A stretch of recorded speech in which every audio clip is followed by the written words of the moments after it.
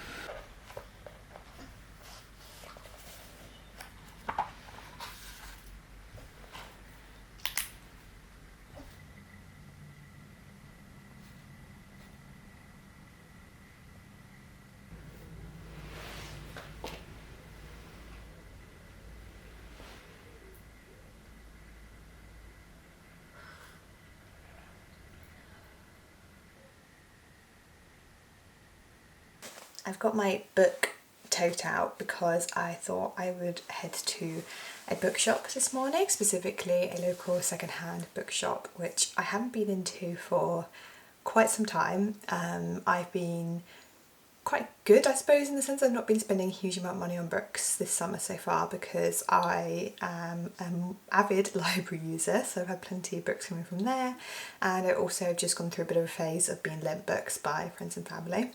So I still have, admittedly, a nice chunk of books on my TBR, but I feel like the genres are a little bit condensed. At the moment I seem to be flip-flopping between romance and thrillers with not much else in between, and I'm craving a mystery specifically, so I might have a little look and see. I think it's because it's gloomy, although as I'm saying this, the sun's coming out. It is a bit of a gloomier day. We've had a few wetter, overcast days, and it's definitely getting me in the mindset for autumn, even though we're only just into July. Autumn is my favourite season, so I'm always craving it, and yeah, I thought therefore a nice weekend treat would have a little browse, even if I don't get anything.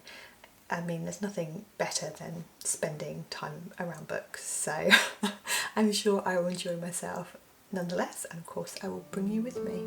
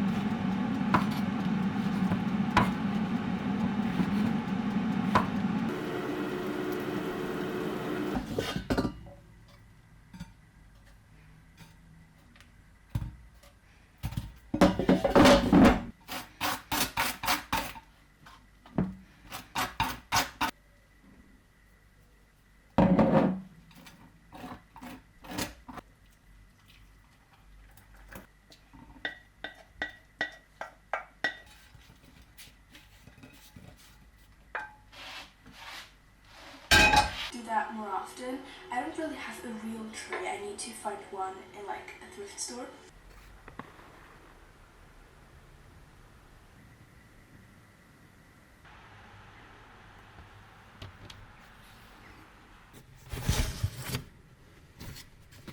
Rest is something that I've really learnt to appreciate over the past few years.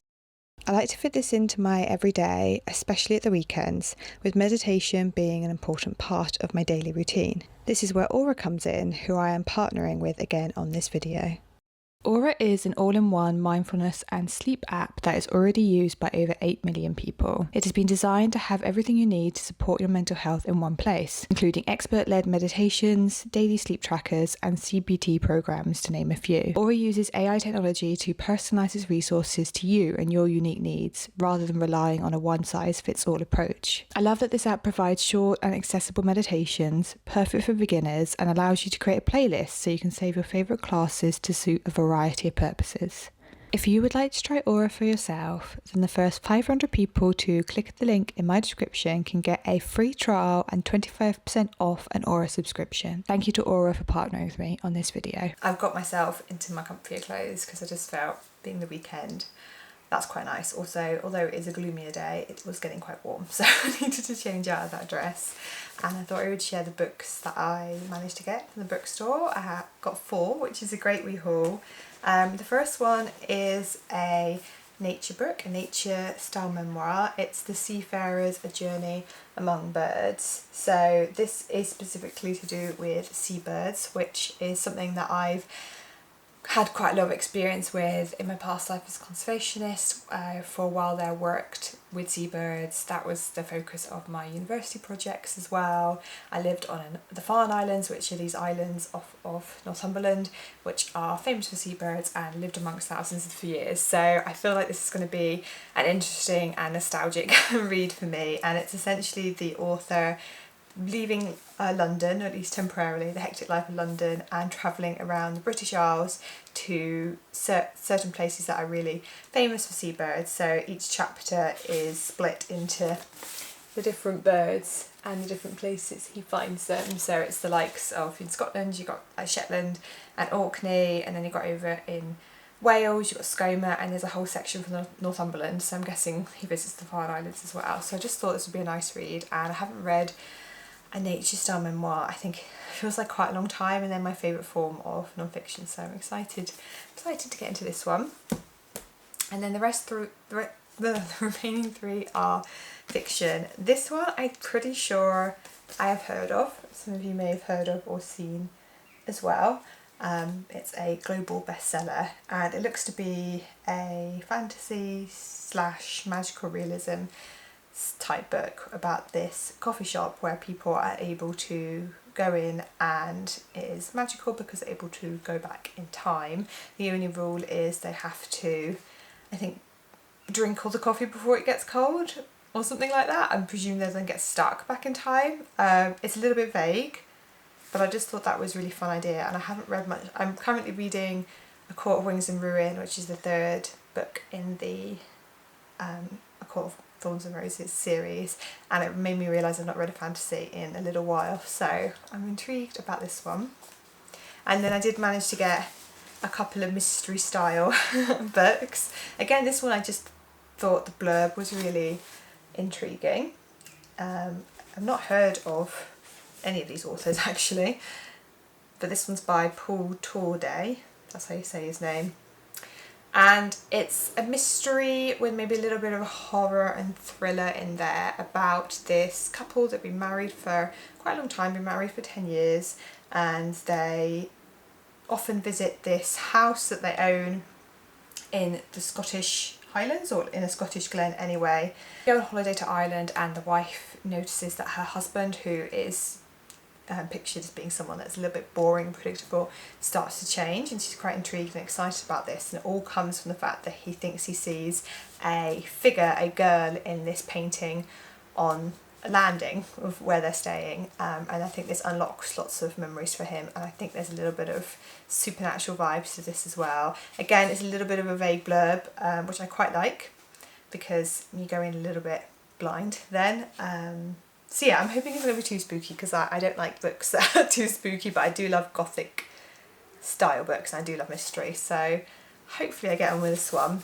And then lastly I got this one, Secrets of Blythewood Square, and I have read from this author before. I've read their book The Fair Botanists, I think that's how you say that, I can't do words today, apologies, and I enjoyed it, so I thought I'd give this one a go. I think this one's her newer one, and like that one, this one is set historically and in Scotland. So this one's set in 1846 in Glasgow, and you meet Charlotte as the main protagonist, and she finds out after the death of her father that her fortune is tied up with this collection, a secret collection of erotic art.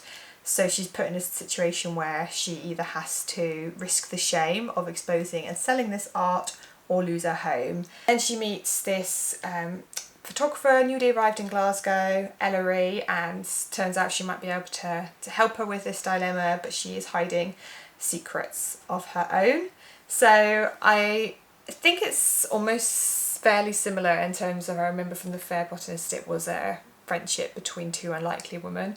And that one was set in Edinburgh, I think in the 1800s as well. So it looks to be a similar kind of thing. I'm hoping it's set in summer by just the front cover there.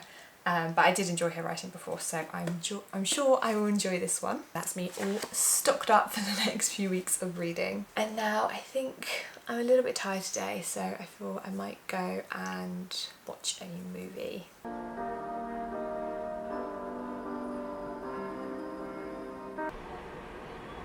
I like your scribbles. Yeah, I've been busy.